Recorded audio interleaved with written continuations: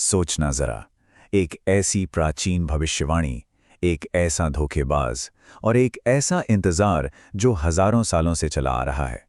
आज हम एक ऐसी कहानी की परतों को खोलेंगे जो गुजरे हुए कल और आने वाले कल को एक धागे में पिरोती है।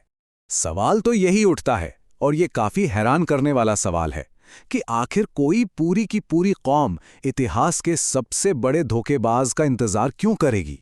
इसका जवाब हमें कोई 100-200 साल नहीं बल्कि पूरे 3000 साल पुराने इतिहास में मिलता है। अगर हम इस्लामी रिवायात की बात करें तो उसमें दज्जाल को इंसानियत का सबसे बड़ा और सबसे खतरनाक इम्तिहान माना गया है। एक ऐसा फितना जिसके बारे में हर पैगंबर ने अपनी कौम को पहले से ही आगाह कर दिया था। अंदाज़ा लगाइए कि दज्जाल के पास कैसी ताकतें होंगी। सोर्स के मुताबिक वो आसमान को हुक्म देगा तो बारिश होने लगेगी, वो ज़मीन को हुक्म देगा तो फसलें उगने लगेंगी। दुनिया भर के खजाने उसके इशारे पर चलेंगे, और तो और वो एक इंसान को मारकर सबके सामने उसे दोबारा जिंदा भी कर दिखाएगा। लेकिन इतनी सारी बातों के बावजूद एक कौम है जो हजारों सालों से इसी शख्सियत के आने का इंतजार कर रही है। सोर्स के मुताबिक वो हैं यहूदी। और ये समझने के लिए कि ऐसा क्यों है, हमें वक्त में बहुत पीछे जाना होगा। तो ये इंतजार शुरू कहाँ से हुआ? इसकी जड़ें एक खोए हुए सुनहरे दौर में हैं। एक ऐसी महान सल्तनत जिसकी याद आज भी 3000 साल पुरानी एक उम्मीद को जिंदा रखे हुए है। कहानी शुरू होती है आज से लगभग 3000 साल पहले, जब हजरत दाऊद और सुलेमान की एक शानदार सल्तनत हुआ करती थी। लेकिन हजरत सुलेमान के बाद ये सल्तनत दो हिस्सों में टूट गई। फिर वक्त गुजरा और 586 बीसी में बेबीलोन के बादशाह बख्त नसर ने उनके पहले टेंपल को तबाह कर दिया, और फिर 70 एडी में रोमन्स ने दूसरे टेंपल को भी गिरा दिया। इसके बाद शुरू हुआ यहूदियों का ग्रेट डायस्पोरा, यानी उन्हें अपनी जमीन से निकाल दिया गया। और जब एक कौम को उसकी जमीन से निकाल दिया जाता है, जब सब कुछ छिन जाता है, तभी उम्मीद जन्म लेती है। इसी दर्द और निर्वासन से एक मसीहा की भविष्यवाणी ने जन्म लिया, एक ऐसे बचाने वाले की उम्मीद जो आकर सब कुछ पहले जैसा कर देगा। तो आखिर ये मसीहा है कौन जिसका इंतजार हो रहा है? यहूदी मान्यता के अनुसार मसीहा किंग डेविड यानी हजरत दाऊद के खानदान से ही एक बादशाह होगा। वो इज़राइल की सल्तनत को दोबारा बनाएगा और यरूशलेम से ही पूरी दुनिया पर हुकूमत करेगा।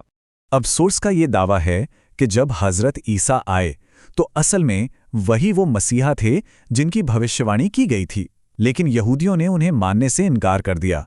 और सोर्स के मुताबिक इसी के बाद रोमन्स ने उन्हें उनकी जमीन से निकाल दिया, जो उनका दूसरा सबसे बड़ा निर्वासन बना। अब आती है सबसे दिलचस्प बात। सोर्स के मुताबिक यहूदियों का ये मानना है कि उनके मसीहा के आने के लिए कुछ खास शर्तें पूरी होनी बहुत जरूरी हैं। ये एक तरह की प्रॉफिटिक चेकलिस्ट है। देखिए, पहली शर्त यह है कि दुनिया भर में फैले सभी यहूदियों को इज़राइल की ज़मीन पर वापस लौटना होगा। दूसरी शर्त, यरूशलेम पर पूरी तरह से यहूदियों का कंट्रोल होना चाहिए। तीसरी शर्त है, तीसरा टेंपल दोबारा बनाया जाना चाहिए। और चौथी शर्त, उसके आने से ठीक पहले एक बहुत बड़ा वर्ल्ड वॉर होगा। और बस यहीं से कहानी में सबसे बड़ा ट्विस्ट आता है। एक ही भविष्यवाणी की गई शख्सियत को दो बिल्कुल अलग अलग नजरियों से देखा जाता है। आइए जरा इन समानताओं पर गौर करते हैं।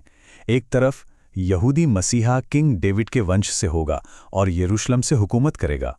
दूसरी तरफ इस्लामी दज्जाल के ज्यादातर मानने वाले यहूदी होंगे, और वो भी यरूशलेम के पास ही सामने आएगा। दोनों के बारे में कहा गया है कि वो गधे पर आएंगे, लेकिन हदीस में दज्जाल के गधे को बहुत बड़ा और बहुत तेज रफ्तार वाला बताया गया है।